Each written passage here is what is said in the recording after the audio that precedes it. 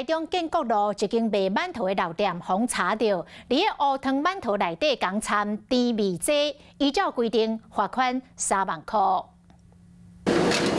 小小的乌汤馒头，找到软心片会到夜芳甜皮。不过，同款的馒头进前就去地中市安处调查出添加人工甜味剂。就担心说他为了省成本加了不该加的东西。因为不是天天吃，我觉得应该还好吧。民众手提一袋一袋馒头，这就是伫咧建国路一间40多年的馒头老店。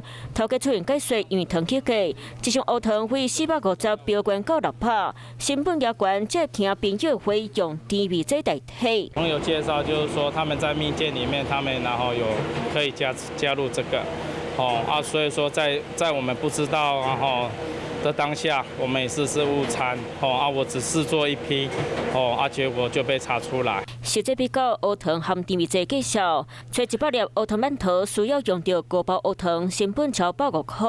不过用甜味剂，网络顶的介绍450公克880块，大摆找馒头加超2公克，成本不到1块。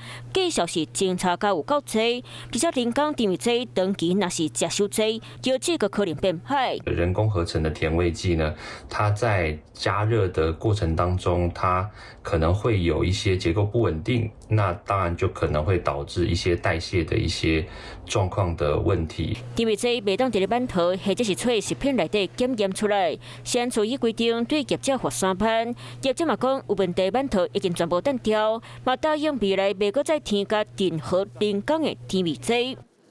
Hello， 我是林仙怡。想要抢先掌握最及时的新闻资讯吗？赶快订阅、按赞、开启小铃铛，锁定华视新闻 YouTube 频道。